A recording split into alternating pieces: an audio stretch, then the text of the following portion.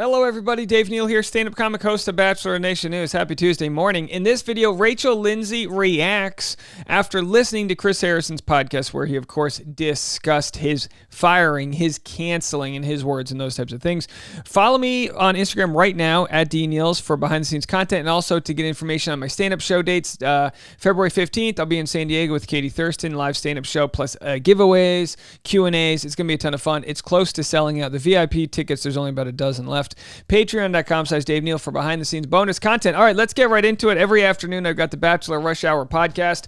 Go check that out. It's where I compile all of the day's news in one nice little spot, plus original content revolving around other entertainment news topics. Keep it light, things like that. All right, here's Lindsay's response after checking out Chris Harrison's podcast. Chris Harrison. Go ahead. You wanted it. Most dramatic podcast you ever. Wanted it. I listened to it. Did you listen to it? I did listen to it. You listened to both parts? I just listened to the first one. What did I miss in the second one? He said he was scared after his Bachelor exit. He said he received death threats. He lost 20 pounds and he couldn't eat or sleep. Yeah. You listened to both. What did you think? So a lot of people, as you would imagine, have hit me up. Either ask me what I think, asking me if I'd listen, or sadly, and a lot of it has brought up all the attacks that I got from before. And you have to remember, Lindsay had to deactivate her Instagram account. She was getting attacked so hard.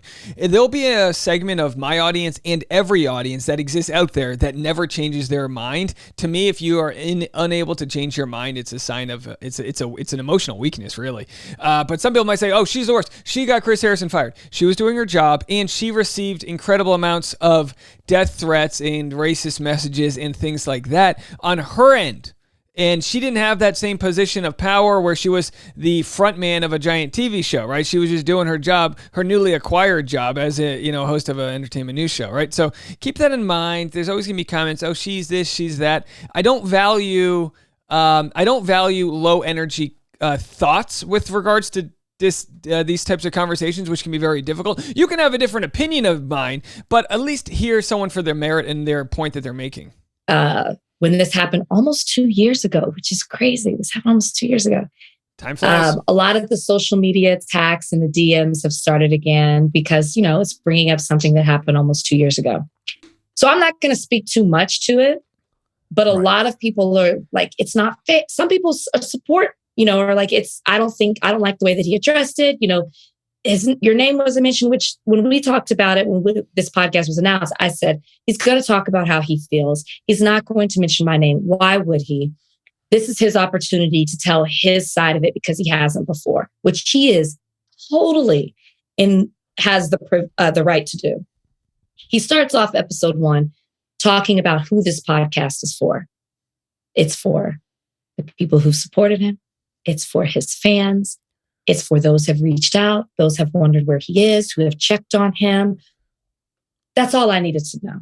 And also, just this is also why I don't like the firing aspect of it, because now he just gets to play to his own audience, his own echo chamber. And so it's like, look, that doesn't necessarily mean they're bad people, but it's like if he's not going to play to an audience where he can accept controversial thoughts or opinions or cross-examination, then there's no growth. So the whole thing, like I've said nonstop, is that the show hasn't been able to grow from this because there was just a martyr made, and the people that are anti-cancel culture say, "Oh, he was done dirty." And again, not to say he should have been fired. My thought is that there was a greater conversation at the time 2 years ago that could have been had that was missed.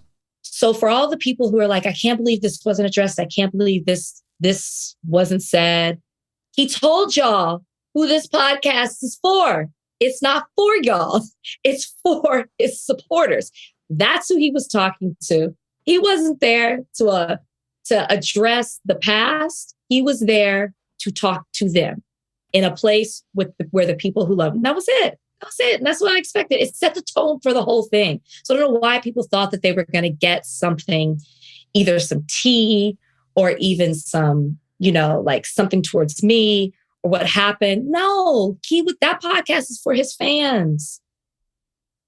That's it. You know what's crazy is I had a whole take, but when you look at it that way, that's sort of intellectual or emotional truth. And then that's kind of what it is. You know? Like people expected me to get mad about it. Oh, I can't believe if y'all think I'm sitting around waiting for something for Chris Harrison, y'all really don't know me. So I wasn't expecting that. He said that I listened to the whole thing, you know, I hadn't heard him speak on it too. I was curious as to what he was going to say, but I knew who it was for. It wasn't for me. It wasn't. He's building something. I think he announced that he's got some projects coming. So this was about building what's next for him and talking to those people who will support him along that journey.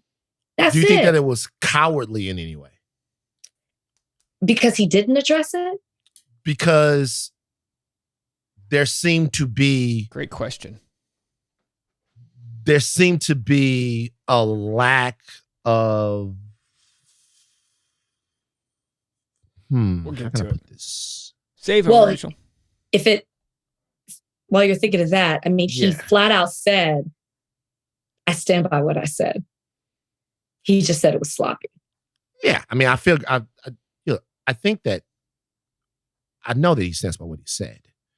And here we have Van taking a point that I pretty much agree with, which was what he said wasn't something that was trying to cause greater harm, even though it did. Look, I'm on record by saying I don't think that he should have been fired for what happened to him. Right. Yeah. No, I don't think that he should have been fired. I thought that what he was basically saying was, look, the girl fucked up. Why are we coming down on her? Blah, blah, blah, blah, blah. And he came out in the wrong way because there's just entitlement oozing out of his pores. And that's just the way that things go.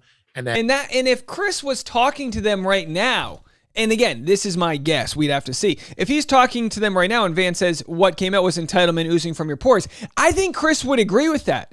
I think Chris knows it came out wrong. I don't think there's any defending that it came out wrong. We saw Lauren Zima say, we saw you at your worst, you were having a bad day, you were fed up, and it just transpired on camera. So we already saw all that. I think when pressed into that conversation, Chris goes, you're absolutely right. It was horrible. Like, it was so wrong. You know, although I don't see friction there. I think we all agree on that.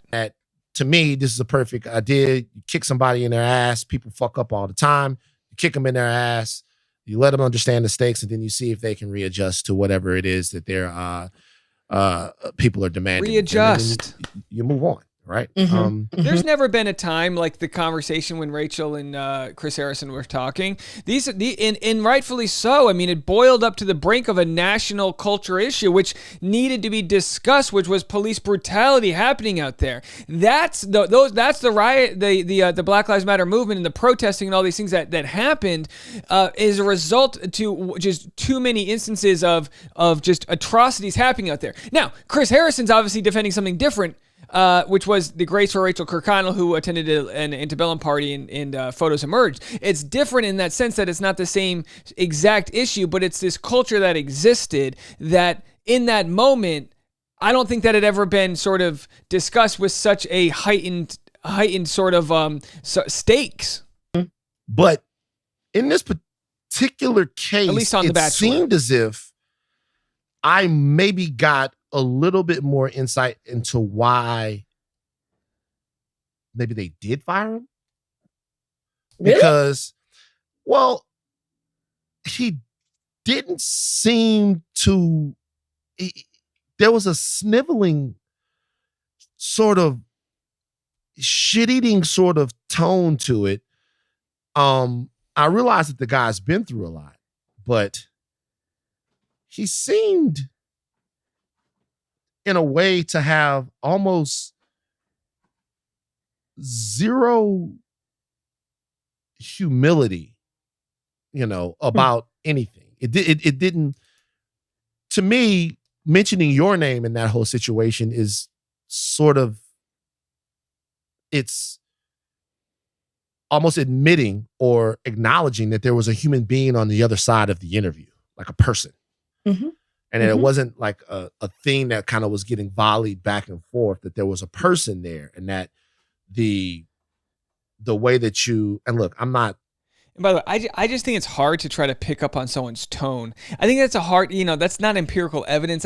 For me, that's hard to know because I think, didn't Chris talk about all the shame he felt from it all? So I don't know. I can understand feeling that way, but I don't know if that like holds true. Like, okay, maybe he could have been more humble, but I mean, he did 2 podcasts talking about it, no? In any way, trying to act like I'm some great moral guy. Yeah. But what I'm saying is, in this situation, it seemed like the thing that he didn't get then is kind of still a thing that he seemingly doesn't get now. And I get that, but he was talking around it. Well, but also, okay, so Van, I love the opinion here. Van says he shouldn't have been fired. I guess that's, and again, not to read into what Van's saying, but so Van, I would assume, believes that the response to the Chris Harrison issue was overblown by the producers firing him. So if he believes it's overblown, shouldn't he also believe that Chris Harrison feels it was unjust? So something can be unjust, as in the wrecking ball went too far and past its intended target. It can be unjust, but also like, Chris Harrison still did something wrong. We just don't have an exact playbook for the severity of the crimes when it comes to public outcry over like an issue like this. It wasn't fucking enough for me. It wasn't fucking I said what I said. Right. And it wasn't, look, I'm sorry, I get all of these things. I understand all of this. But he did that through a written post, you know what I mean? So to the Good Morning America interview, like he's like, I understand. I actually kind of agree. I think if you're going to go on different mediums, like a written post on Instagram, a Good Morning America interview, and a podcast, my thought with that is just re-apologize, restate all the things so that you can't be taken on one medium versus another and say, well, he wasn't humble enough here. Was he humble enough when he was begging for his job? Do you know what I mean? It wasn't any of that. It was that sort of putrid middle that really doesn't move anything anywhere. And if he kind of had that, if he had that attitude at all with them when they were trying to kind of get their show back together and get their universe back together, I could see why somebody might be like, well, this fucking guy will never get it. Move on and let him go with God and do whatever it was. But I always was so curious about The Bachelor and why something that seems to be an entity that seems to be so dependent on human connection didn't even have like they didn't have the infrastructure or the structure at all to just be able to have actual real conversations about this. Bingo.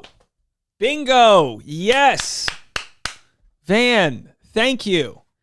A show like The Bachelor on one of the biggest networks in the world with all the resources it has didn't have the infrastructure to have a difficult conversation. No. They have the infrastructure. They're psychopathic. I talked to Rachel about this. They're psychopathic. They don't care about having the conversation. They care about selling advertisements and doing what they need to do on an individual basis. The different producers that still work on the show. What do we need to do to cover our own ass, to make sure that Chris Harrison doesn't start spilling our secrets, and also sell Dove, and Axe body spray, whatever, selling commercials, because that's where they make the money.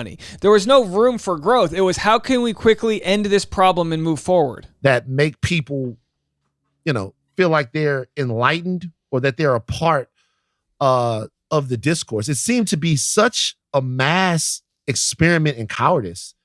That they, you know what I mean?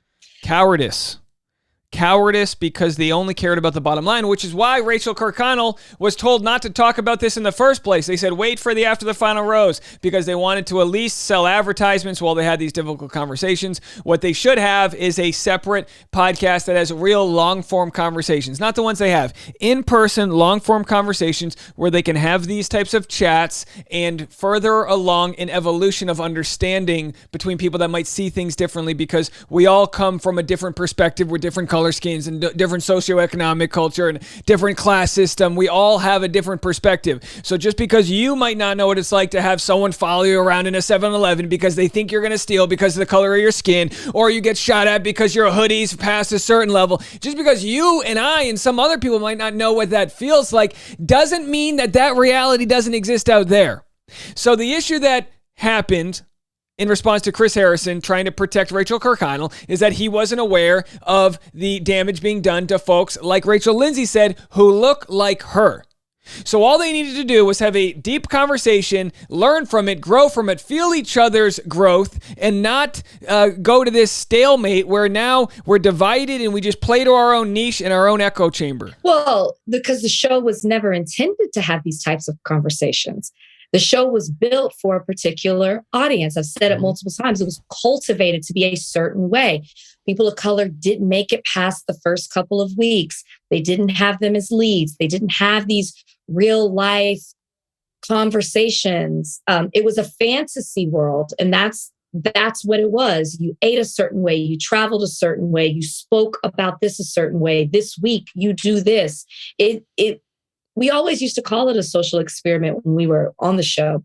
But I think to your point about humility, I can't remember if he says this in part 1 or part 2, but he talks about losing himself in all of it, right? Of what people were asking him to do, about having a crisis manager. And he talks about losing himself. And he did something with telling his brother to take a post down where he felt like that wasn't him. And he was lost himself. And that's when he hit a wall and was like, I got to take control of this. And to me, that's when he unfollowed me. Mm-hmm. He didn't say this, but I mean, that was the line in the sand. And I think that's the term he uses. He unfollowed me. He unfollowed Brian. He changed his entire social media. And every step forward was in a different direction. And so to me, I feel like that humility was everything prior to that. When he talked about losing himself, it made it seem like he didn't want to do certain things that he was doing. He was doing it to retain his job or to get back. Well, the one thing that they're not discussing here is the fact that Chris Harrison doesn't go on these shows and defend. He does it because he's working for the company. He does it because he's the spokesperson. This is like firing Donald Trump's press secretary because you don't like the policies that Donald Trump has. That's exactly what it is. Now, the press secretary might suck and they might say things the wrong way, but we understand they're just speaking for someone else. Chris Harrison sucked in the way he handled it, but he's speaking for the greater problem. And here we are with our arrows pointed at Chris Harrison and the real crimes that are being committed by just like sort of like not evolving and not having these difficult conversations are happening right over here with the production team. Good favor with the public. So I feel like the direction that he's taken now is him drawing a line in the sand. This is me. This is how I'm going to be. And I'm going to continue to move in this way.